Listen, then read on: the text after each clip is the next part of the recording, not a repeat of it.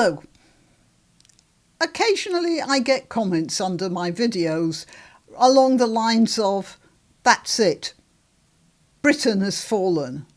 That's when I've been particularly depressed about something that's going wrong with this country, and the going wrong things are coming thicker and faster. And yeah, I get these comments.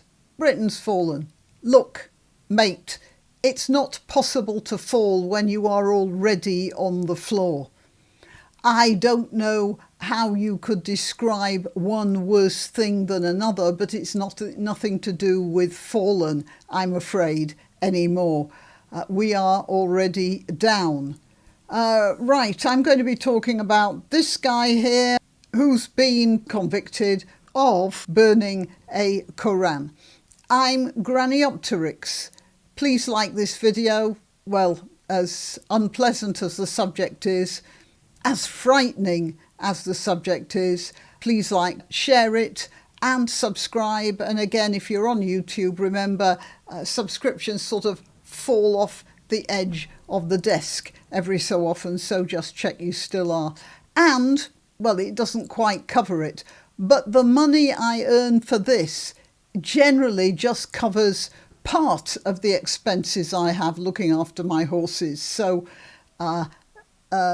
it's always helpful to have a little contribution if you feel like contributing, and you can do that on Subscribestar, on PayPal. Let's see, what else do I have? Oh, Buy Me a Coffee, of course, and Super Thanks or something, whatever they call it, on YouTube. All right, allow me to read this depressing article to you.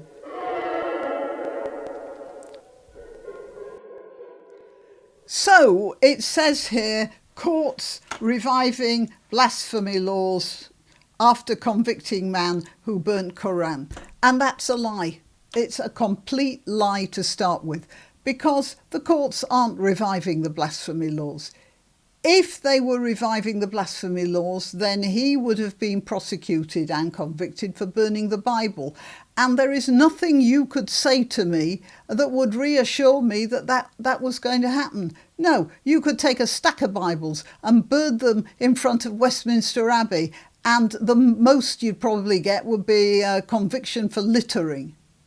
And I'm not even sure that if you burnt a copy of the Guru Granth Sahib, for instance, or maybe the Rig Veda, you'd probably be accused of being insensitive.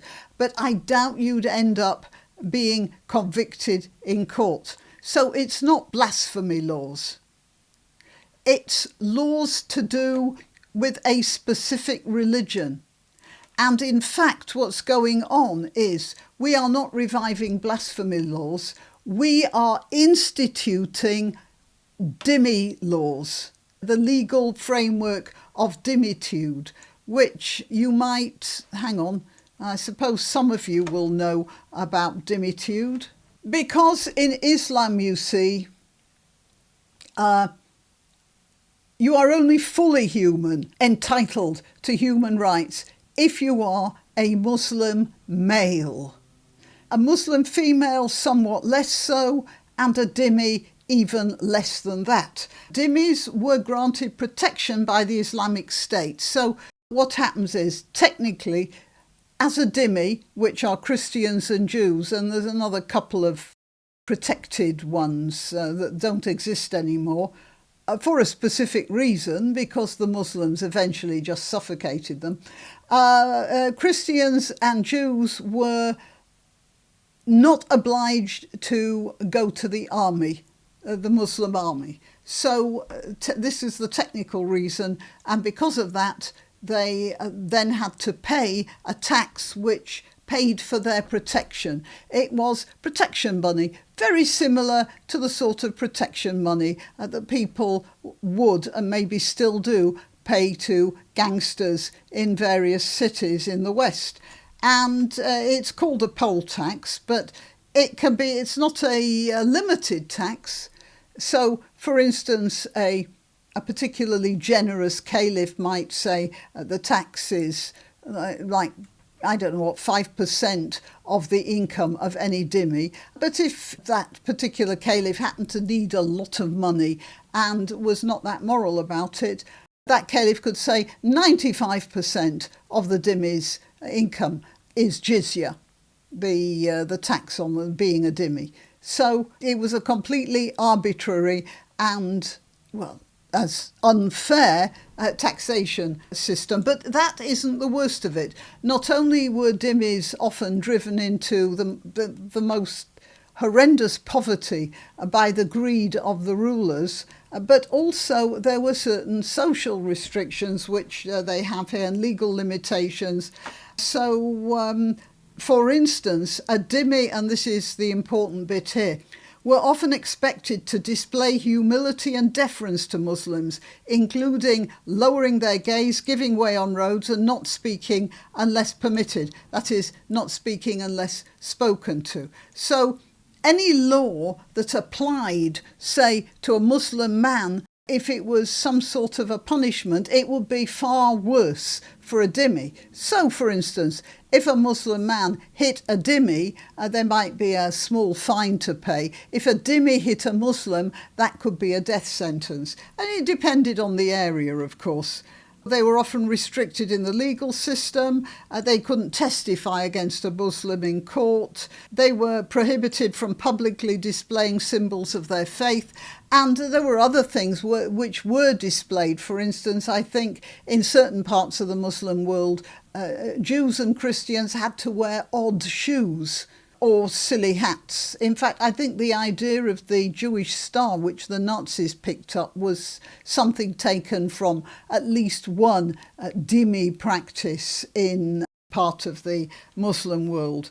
And yeah, they were excluded from holding public office or serving in the military, that sort of thing. I did also hear that when dhimmis paid the jizya, they had to queue up outside the local governor's house. Sometimes they were kept outside in the sun all day.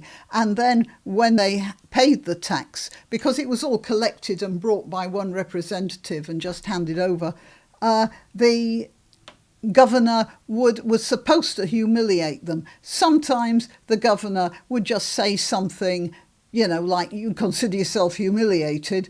And other times they'd slap the representative or spit at him or something like that. So altogether, it's not a very nice legal system. And that is the system of dhimmitude. And that is what we are instituting here, because we're allowed to burn our own Bibles, but we are not allowed to burn a Quran, which puts the Quran on a different level, the level of respect that would be expected of a dhimmi in a Muslim country. So British courts have been, well, we've got that. Hamit Koskin shouted, "F Islam, and Islam is a religion of terrorism," while holding the religious text above his head during a protest. He was found guilty of a religiously aggravated public order offence, of using disorderly conduct, which was motivated in part by hostility towards members of a religious group, namely followers of Islam. So he was hostile towards members of a religious group. He didn't try beating any of them up, which apparently one of the Muslims did, but he burnt a Quran, which was his copy of the Quran. He didn't steal it from someone else and burn it. And this is a crime, the way that it's been interpreted by the courts. Now, I've spoken about the courts before. We have now a whole lot of judges of various sorts who have a particular mindset. And apparently that particular mindset includes allowing Muslims a higher status legally than other people. Robert Jenrick, Shadow Justice Secretary, said the decision is wrong. Yeah, a statement of the bleeding obvious. It revives a blasphemy law that Parliament repealed, and there he is being a bit of a coward there. It doesn't revive a blasphemy law.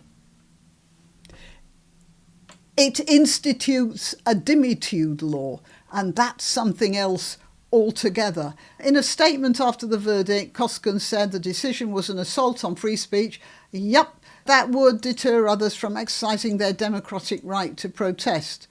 And he says he will continue to campaign against the threat of Islam. Christian blasphemy laws were repealed more than 15 years ago, and it cannot be right to prosecute someone for blaspheming against Islam. Yeah, well, but it's not blasphemy. I keep saying it's a dhimmi law, and so, there's no arguing with that. Nothing to do with blasphemy at all. It's to do with how much of a human being you are. The CPS originally charged Koskin, who is an atheist, with harassing the religious institution of Islam. There is no such law about that, and you cannot harass a religious institution. However, the charge was later amended. It would have to be, because this is not a law. They were just making a law up. Somebody made a law up. And this is even more frightening, that somebody in the Crown Prosecution Service was actually cooking up a law that hadn't been passed. District Judge John McGarver said there was a real problem with the original charge, I'll say so, which referred to Islam as if it was a person when it is not. He's just saying the obvious here. A child could have come up with that. But what nobody is saying is that the word blasphemy is not the word we should be using here. And then he said, it's not an attempt to bring back and expand a blasphemy law, and he's right there. It's an attempt to institute a new law, but nobody's talking about that. He said a decision needs to be made as to whether your conduct was simply you exercising your right to protest, or whether your behaviour crossed a line into criminal conduct. So long as he wasn't burning anyone else, he was burning his own book. There was no criminal conduct, as far as I know. Of course, I'm not a lawyer. Katie Thorne, KC, Koskin's barristers argued that even the amended charges effectively criminalised any public burning of a religious book and were tantamount to blasphemy laws. No, because nobody is going to get arrested for burning a Bible. OK, so Judge McGarver said, I find you have a deep-seated hatred of Islam and its followers. I don't, he has a deep-seated hatred of Islam. I don't see where he has a hatred of his followers. He's wary of his followers, obviously, seeing as one of them tried to beat him up when he was burning a Quran. Yeah, who wouldn't be? But no, he appears to have a deep-seated hatred of Islam, and he's entitled to that. Why not? You're entitled to hate any particular philosophy you find. I don't think much of Derrida. Giving his verdict, Judge McGarver said your actions in burning the Quran were highly provocative and your actions were accompanied by bad language. Bad language. So we could all get arrested for using the F word now. In some cases directed towards the religion. Yeah, the religion, not the people. And there, a deep-seated hatred of the religion, the philosophy, not the people. And were motivated, at least in part, by hatred of followers of the religion. No, I see no evidence of that at all. He is extrapolating. That's not what the law is supposed to be about. OK, so he's got to pay a fine of £240. Look, it's not much. £240 is nothing. But the precedent is incredibly dangerous. And basically, that's a jizya fine, isn't it? Well, yeah, welcome to the Demi world, my friends. We're living in another universe now. OK, till next time. You can help my channel by subscribing and clicking the notification bell. That's quite important. And by sharing if you're so inclined. Links to my other channels and to donation methods are in the description. But the best way you can help is simply by clicking like and notify. Thank you.